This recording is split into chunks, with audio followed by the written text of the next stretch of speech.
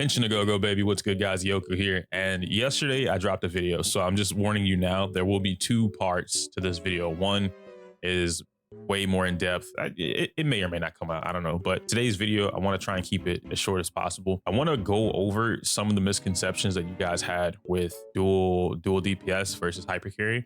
Some of you, I understood exactly what you were trying to say.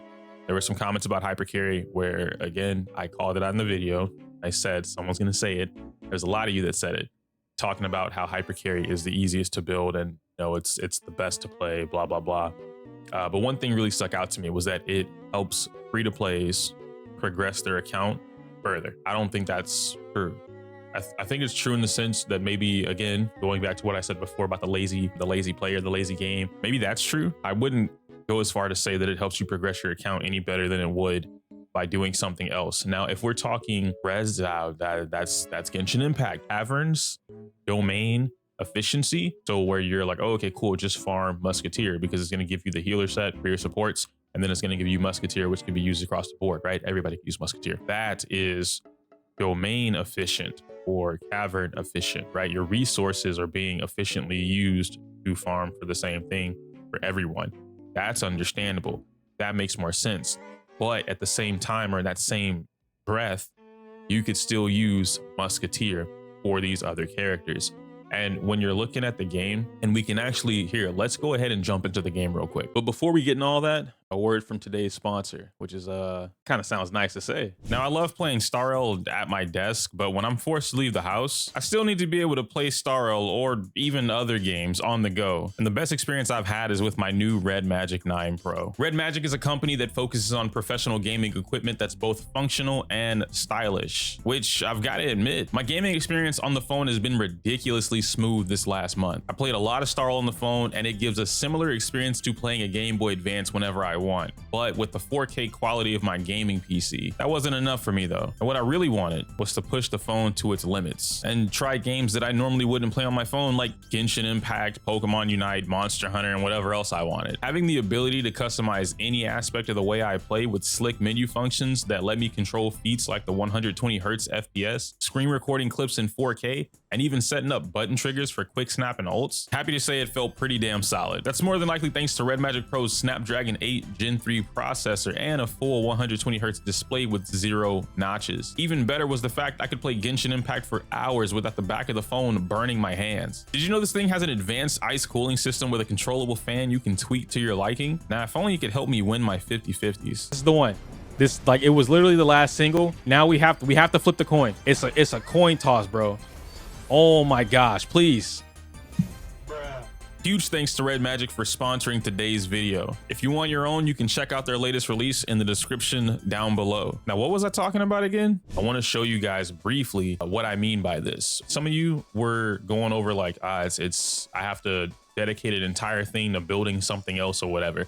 I think I mentioned Break Himiko and the fact that you would essentially have to go out of your way to build her for Break versus doing what I was considering, which is a hybrid or break, right? Break or hybrid. If you don't want to do either of those, you just go full on crit. None of this is going out of your way. When you're looking at Himiko, and I'm just going to take a proper built Himiko, I'm not going to take this into account for free to play because I don't expect free to plays to be rocking Himiko as it is to the full extent. That's a whole different video. I have her light cone, or rather Jing Yuan's light cone with her on it. Her traces are 888. This is all normal stuff that I would do, right? Get her to level 80 or 75 out of level 80, hit the light cone to level 80, hit the traces to 888, and then fill everything across the board. This is normal. There's no extra work being done here.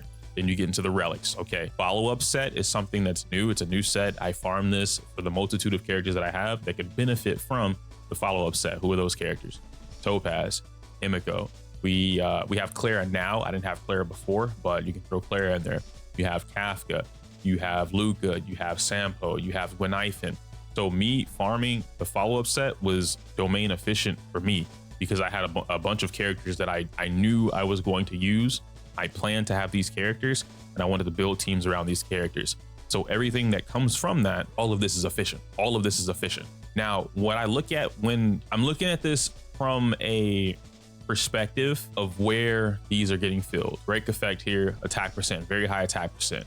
Speed, crit damage, a bunch of HP. This is a bad piece, but I use it, I have crit rate, high crit rate, speed really good, HP and defense, those are okay.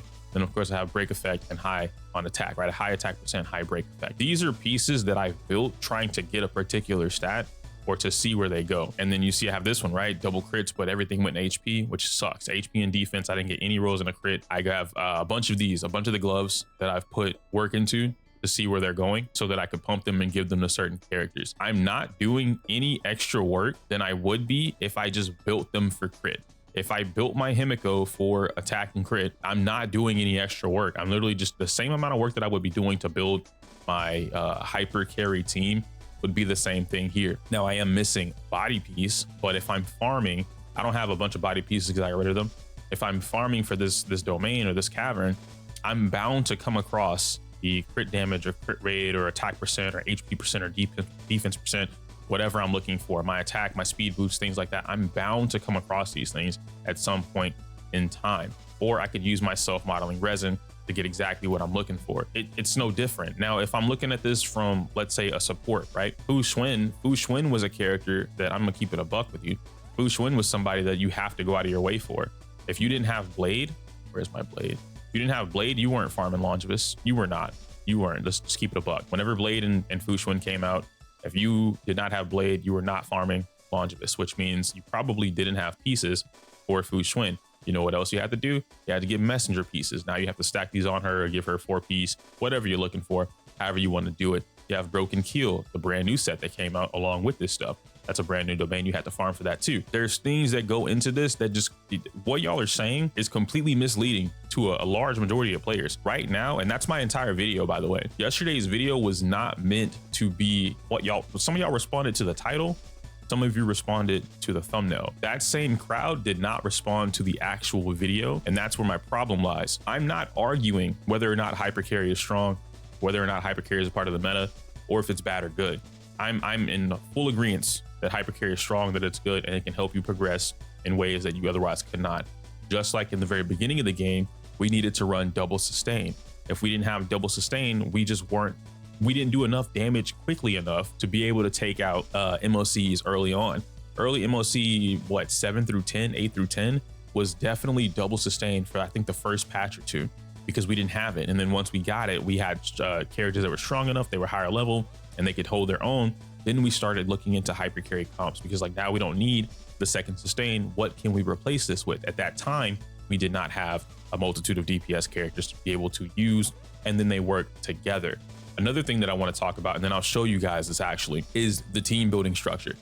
Some of the comments that I got were basically saying that like, oh yeah, I have to go out of my way to, again, build the break.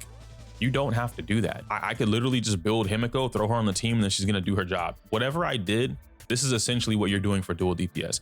Some of these characters work flawlessly on their own, but if I were gonna build a team, let's say I was building a team for Topaz. So I will give, where's she at? I don't know. I'll give Topaz Tingyun, Topaz, I guess Pela, right? You know what? Screw it. Silverwolf. Why not? Double single target and then some form of sustain. Let's go with Fu Xuan. Boom.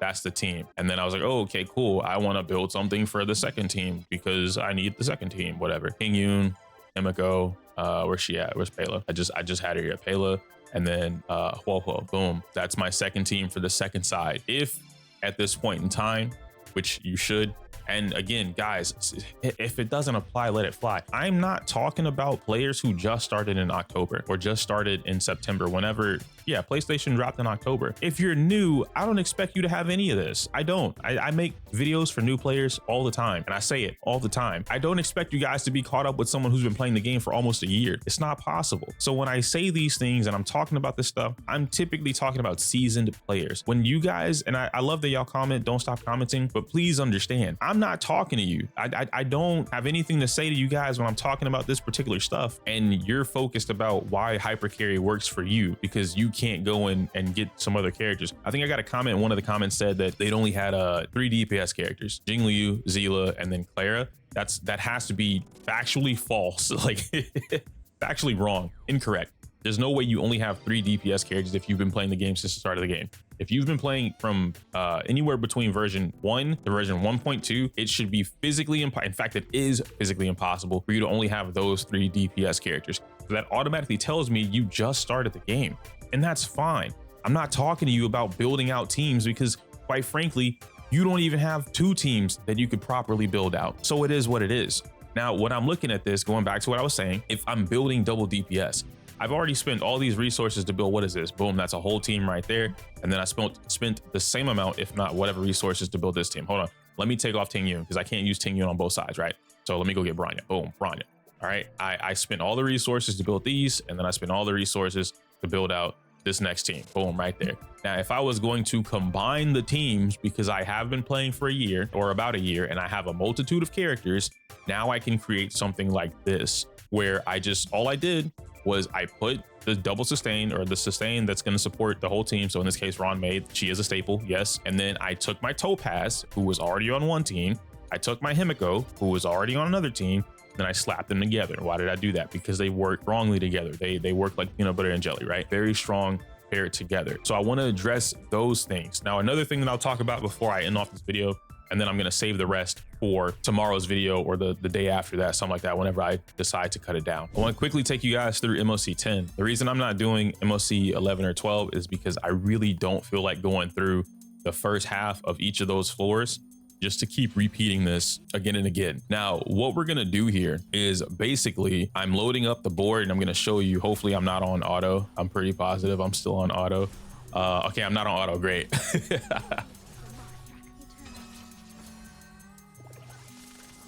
So I wanna show you guys what happens and how I essentially coordinate, because that was a big thing that I saw a lot of y'all commenting on, was that you wanna try DPS or dual DPS. You think you've been playing dual DPS, but it is a little bit hard. Or some of y'all who are saying that it's harder to play this team comp. It's not any harder than you're playing a Hypercarry. If I was playing Hypercarry, what's the main, like, what is your primary function? I'm trying to think of what I say in Pokemon, but it's your win condition.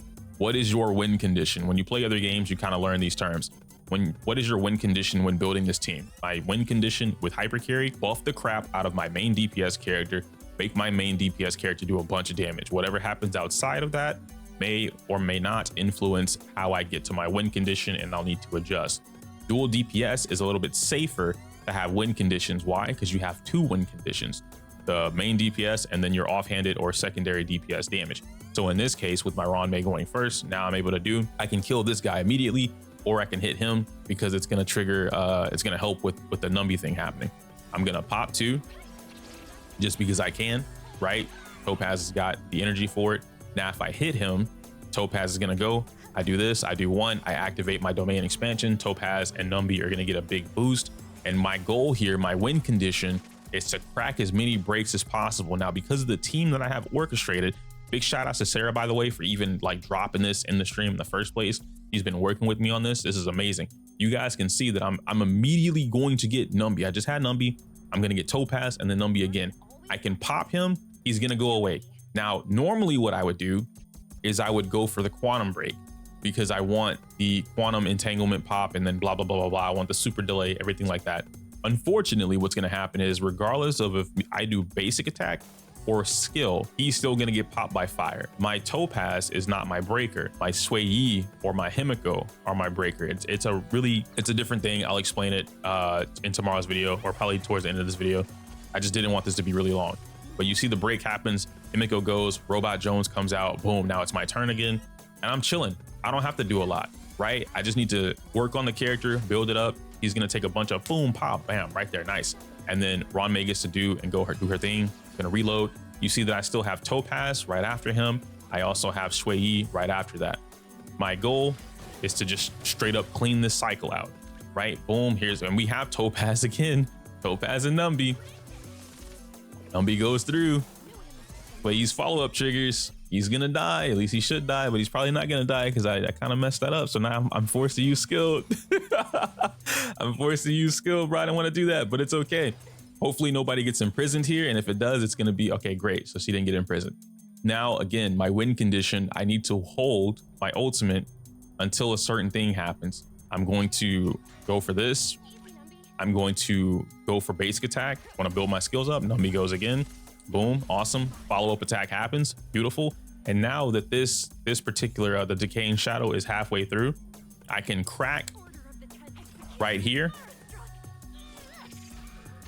Beautiful, follow-up triggers. I get a little bit of that action, all right? I'm gonna save this because I need to be able to, actually, I don't have to save anything. Now that I'm looking at this, I looked at the board, I don't have to do that. Okay, Topaz just got in prison, this is a bad, okay, and then bad run, right? Because they both got imprisoned. I don't like that, I don't like that at all. But in the case of this, I'm now going to get double break. This is my secondary win condition in a sense, right? I'm not zero cycling this. You see that I got double. I'm gonna pop the ultimate, big dig damage. We love to see it. And then we're good. That wasn't big dig damage. Ignore that, bro. Ignore that. Don't look at that damage. Don't look at that damage. But you see what I'm talking about with the particular win condition is that this is no harder to play than it would be Hypercarry. The same conditions apply to Hypercarry. In the event my Ron May would have gotten clapped, and then let's say I didn't have Topaz, I was Hypercarrying Himiko. So my Ron May gets clapped, and then my Bronya gets clapped. They both get imprisoned. I have to start over. It's the same thing that applies. The only difference is instead of Shui Yi, I could use Fu Xuan. And this team, I could also just run Fu Xuan. I've done it multiple times. I still get the one cycle. No matter how I run this, I get the one cycle. With Shui Yi in particular, though, it is very much possible to get the 0 cycle on this floor. Now, doing this on floor 11 and floor 12 is definitely possible. I've gotten it down to like just shy of a 2 cycle for both floors. The problem is that I'm not doing enough damage to fully clean out that first cycle. But again, same conditions apply. Everything that I said in yesterday's video, as well as doubling down on today and tomorrow, it's nowhere near like Hypercarry can't do whatever. It's a huge misconception that Hypercarry can't work. And we don't have to wait. Hypercarry is not only, or not Hypercarry, wow, I can't believe I said that, Dual-DPS. There's a huge misconception that Dual-DPS doesn't work and that we have to wait for whoever to come out for Dual-DPS or that Ron May. I don't know where this came from. Some of y'all have been, and this, you have to be a Ron May hater because what?